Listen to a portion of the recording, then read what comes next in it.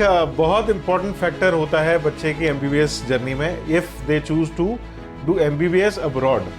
और हम उनमें से बात करेंगे एक बहुत ही अच्छी और नई उभरती हुई country Tajikistan. So MBBS in Tajikistan के बारे में हम और जानेंगे मिस्टर हरजिंदर सिंह चहल जी से, जो कि मैप माई एमबीबीएस के फाउंडर हैं। So over to you Harjinder ji. Thank you so much. My name is Harjinder Singh Chehal and I am the founder of Map My MBBS. I have total around 15 years experience of guiding students for cracking NEET as well as guiding them for MBBS in India and abroad.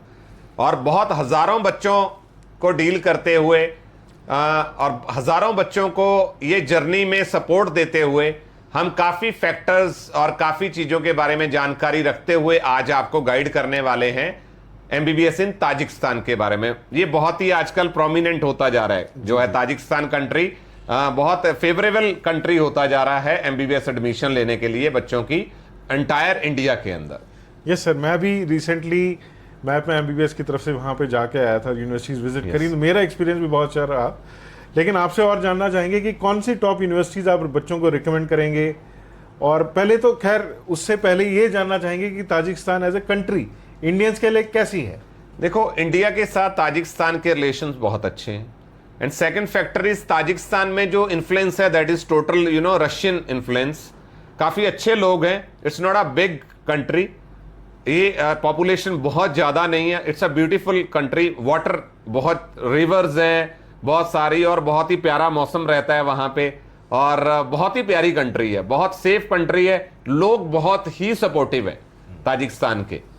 नहीं, मुझे ये भी याद है कि इनमें से एक यूनिवर्सिटी में जब मैं गया था तो सुबह सुबह 8 बजे वहाँ पे हमारा फेवरेट सॉन्ग सारे जहाँ से अच्छा हिंदुस्तान हमारा सुबह सुबह प्ले हो रहा था। Okay, वो right. इंडियन स्टूडेंट्स को एक बहुत अच्छी वेलकम का एक साइन था कि वहाँ पे आप इंडियन स्टूडेंट्स का आप देख सकते हैं कि कितना देखभाल कितना ख्याल बाकी लोग रखते हैं। Yes yes, that is there. तो सर इसके अब बात करेंगे कि इंडिया से कितना दूर है, आने जाने में कितना खर्चा होता है। देखिए, इंडिया से कोई ज़्यादा दूर नहीं है। अगर टोटल डिस्टेंस की बात करूं मैं तो दिल्ली से it is around 1100 kilometres approximately है, दिल्ली से 1100-1200 किलोमीटर्स है। फ्लाइट जर्नी जो है वो 2-2.5 घंटे की फ्लाइट जर्नी है। वहाँ Dushanbe is the capital of Tajikistan, जिसमें फ्लाइट डायरेक्ट कनेक्टिविटी दिल्ली के साथ है। और इससे भी इंपॉर्टेंट फैक्टर क्या है ऐश्वर्या जी, देखो जब भी एमबीबीएस अब्रॉड की बात होती है तो बात होती है कि क्या ये कंट्री एनएमसी गाइडलाइंस को फुलफिल करती है या नहीं करती है। तो I am emphasising here on one point, Tajikistan is the only country जिसमें एम्बेसी में क्लियर कट मेंशन करा हुआ है कि these are the guidelines issued by NMC of India and we are going to fulfil each and every condition. यानी कि 100% compliance जो है एनएमसी की गाइडलाइंस का जो है ताजिकिस्तान कर रही है। तो that is the number 1 parameter to consider Tajikistan. जी जी। तो सर इसमें कितना इंपॉर्टेंट है कि एनएमसी की गाइडलाइन को फॉलो करना, क्योंकि कंट्रीज बहुत सारी हैं, तो why should somebody choose Tajikistan. देखिए 2021 में रेगुलेटरी बोर्ड ने ये एनएमसी की गाइडलाइंस को इशू करा, तो 2027 में फर्स्ट लॉट ऑफ स्टूडेंट्स आएंगे।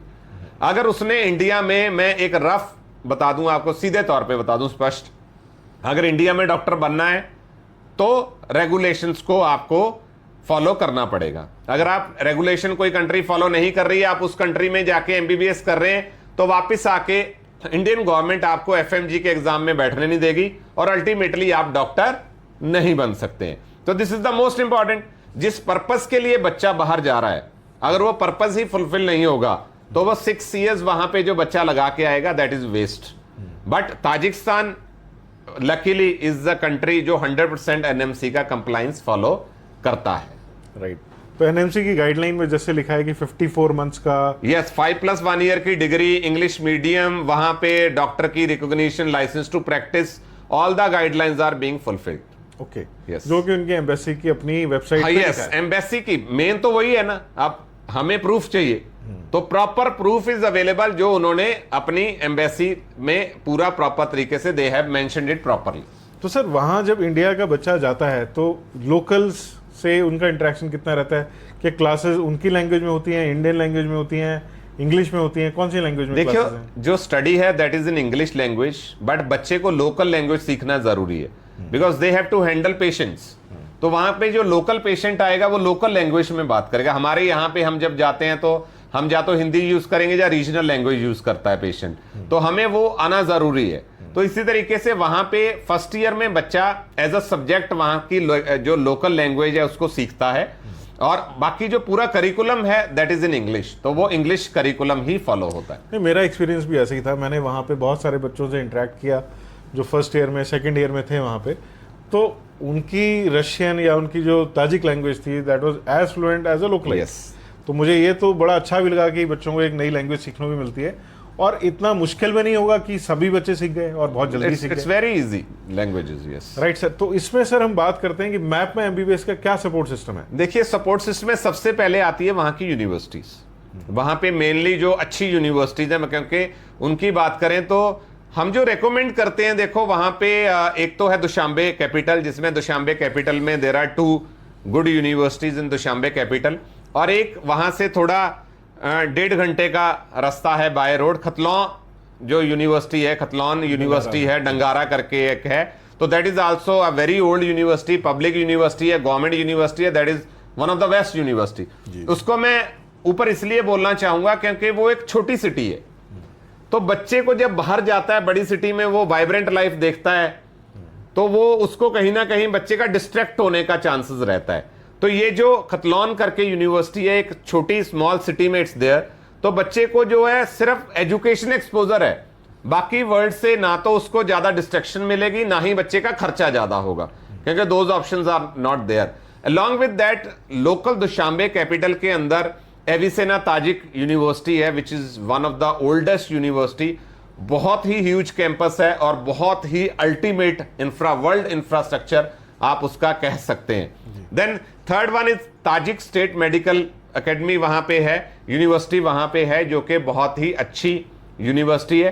तो these 3 are highly recommended universities in Tajikistan, जो कि बच्चों के करियर पॉइंट ऑफ व्यू से दीज आर गवर्नमेंट यूनिवर्सिटीज, बहुत पुरानी यूनिवर्सिटीज हैं, और मेडिकल एजुकेशन अलॉन्ग विद वहां पे जो एक्सपीरियंस एक्सपोजर है, clinical exposure is also very good, वो सब बच्चों के लिए बहुत अच्छा रहता है।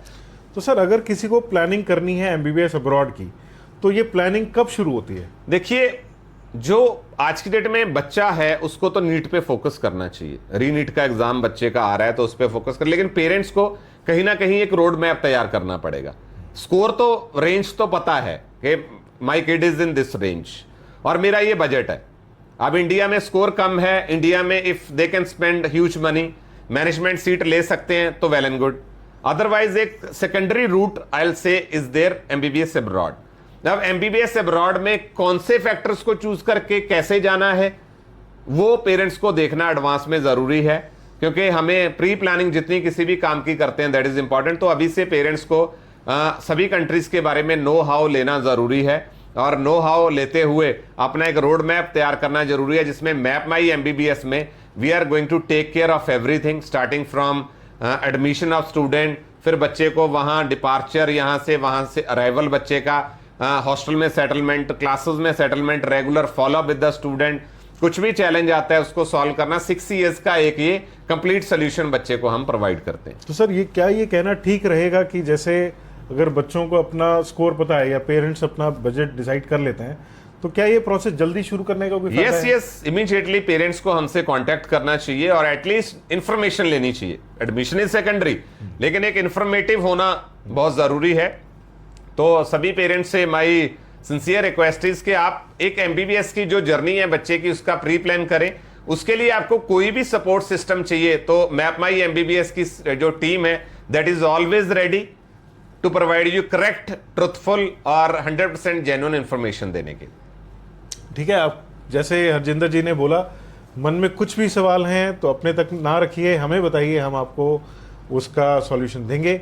हमारे नंबर आपकी स्क्रीन पे चल रहे हैं, आप उन पे हमें कॉल कर सकते हैं, व्हाट्सएप कर सकते हैं।